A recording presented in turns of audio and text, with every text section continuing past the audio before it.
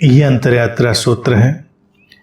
अंतरयात्रा है सारे विचारों को अपना मानना और साथ ही किसी विचार को अपना ना मानना। ये बात थोड़ी जटिल जान पड़ेगी, ये विरोधाभासी बात है। सूत्र कहता है कि सारे विचारों को अपना मानो और साथ ही किसी विचार को अपना मत मानो। ऐसा कैसे संभव है? यही ट्रिक है, यही इसका जो संरचना है सूत्र की, जो इसका मूल बात है वो विरोधाभासी है। ये जैसे जेन कोआन होता है ना, पहली, उस तरह से। क्योंकि व्यक्ति को लगे ऐसा एक चीज तो करेंगे, या तो अपना नहीं माने या अपना मान लें, दोनों को एक साथ कैसे करें? और संभव है। जब दोनों को एक साथ हम देखने की कोशिश करते हैं तो विचार के दबाव, विचार के तनाव और विचार के माध्यम से जो हमारे ऊपर सारी पीड़ाएं और बंधन आते हैं, उनसे मुक्ति हो जाती है। अगर हम सारे विचार को, सभी विचारों को अपना मानते हैं तो क्या होगा? इसको पहले समझ के देखेंगे। ये जो परिकल्पना ही हमारे सामने आएगी वही हमको दूसरी तरफ भी ले जाएगी, जो हमको ये बताएगी कोई विचार मेरा नहीं, किसी को मानने की जरूरत नहीं मेरा। अगर सारे विचार मेरे हैं तो कोई संघर्ष नहीं रह गया। अभी तो सारी लड़ाई मेरे विचार और तेरे विचार की है। कोई विचार किसी विचारधारा से संबंधित है, कोई विचार किसी विचारधारा से संबंधित है, और वो आपस में टकराते हैं। लोगों में भेद है, लोगों में जो विभाजन है वो इसीलिए है, संघर्ष है वो इसीलिए है क्योंकि हर कोई अपने विचार को अपना मानता है, दूसरे के विचार को दूसरा मानता है। अगर हम सारे विचार को अपना मानते हैं तो हमको लगता है हाँ फर्क होगा, भिन्न होगा, लेकिन अपना ही है, तो कोई उसमें झगड़ा झंझट नहीं रहेगा। जब मेरा नहीं है तो झगड़ा हो सकता है। जैसे लोगों के कई बच्चे हों तो सारे बच्चे उनके ही हैं, अलग अलग हैं, भिन्न भिन्न हैं, तो उनको लेकर कोई वहाँ पर उनके भीतर भिन्नता, भेद और झगड़ा नहीं होता। किसको ज़्यादा माने ना माने, ठीक है, सबको देखा अपनी भिन्नता के साथ। और अगर समझदार हों पेरेंट्स तो वहाँ पर वो तुरंत ही ये भी देख लेंगे कि ये भिन्न भिन्न होकर मेरे हैं, लेकिन ये एक अर्थ में मेरे नहीं भी हैं क्योंकि अस्तित्व के उपहार हैं। तो वो पेरेंटिंग साइड की बात है। लेकिन विचारों के तल से अगर देखें तो यही अवस्था है।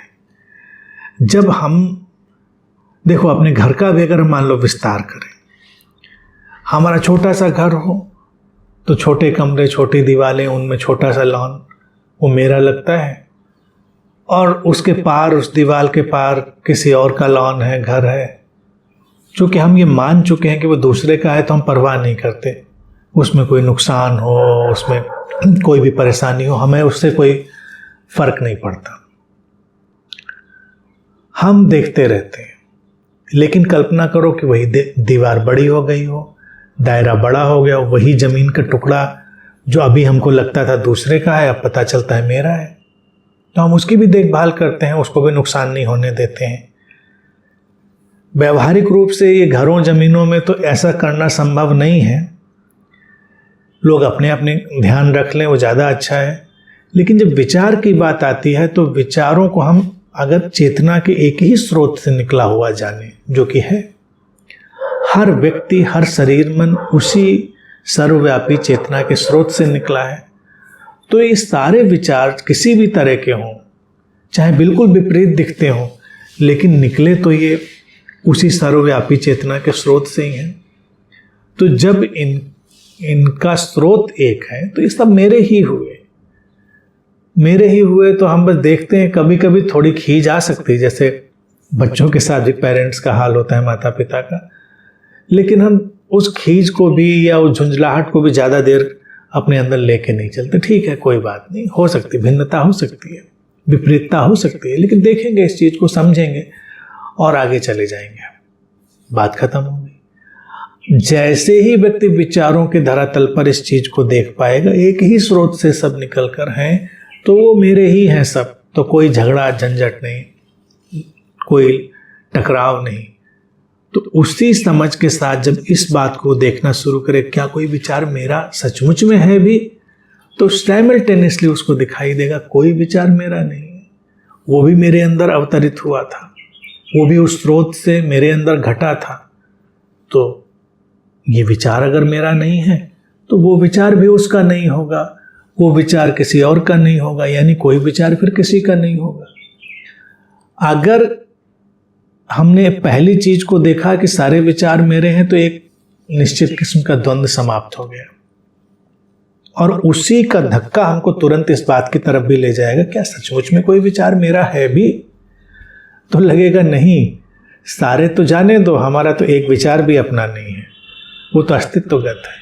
तो विचार के ये जो तरंगे हैं, लहरें हैं, ये सब अस्तित्वगत हो गई।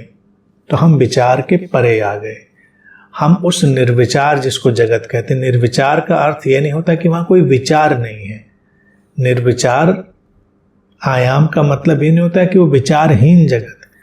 निर्विचार यही अवस्था है जब हम ये जान लेते हैं कि कोई भी विचार मेरा नहीं है, और मेरा नहीं है तो किसी का भी नहीं है। तो इस अनंत चेतना के सागर में बस लहरों की तरह विचार उठते हैं, गिरते हैं। किसी दूसरे तट पर लहर किसी और ढंग से उठी, किसी और ढंग से गिरी। हमारे निकट के तट पे लहर किसी और ढंग से उठी, किसी और ढंग से गिरी। हम देखते हैं उनकी उपयोगिता, उनकी व्यवहारिकता को देखते हैं, जो संभव होता है उनका उपयोग करते हैं, आगे चले जाते हैं, मटकते नहीं। तो निर्विचार की अवस्था में सारे विचारों का बस केवल दर्शन मात्र रह जाता है। हम उनके दृष्टा रह जाते हैं, उनके साक्षी रह जाते हैं, उनसे उलझते नहीं, विचारों का कोई उलझाव नहीं, और किसी भी विचार पर मेरा कोई भी आधिपत्य नहीं। तो हम जानते हैं किसी का भी आधिपत्य नहीं, चाहे उसने मान रखा हो कि ये मेरा है, लेकिन वो उसका भी नहीं है, वो भी उसके भीतर घटा है, वो भी गुजरेगा, बीत जाएगा। तो इस ढंग से जब हम जीते हैं अंतर यात्रा में, तो ये जो वैचारिक टकराहटें हैं, जो बाद में और स्थूल टकराव में बदलती हैं, वो विदा होती हैं, और जीवन में फिर वही प्रेम, शांति और समरसता आती है, जो कि पहले एक सूत्र में कहा भी गया है कि प्राणी मात्र के साथ प्रेम, शांति और समरसता। तो वो समरसता, प्रेम ऐसे ही आएगा जब हम इस विचार की सारी प्रक्रिया के प्रति इसी तरह से तटस्थ हो जाएंगे और उनको अपना मानना बंद कर देंगे।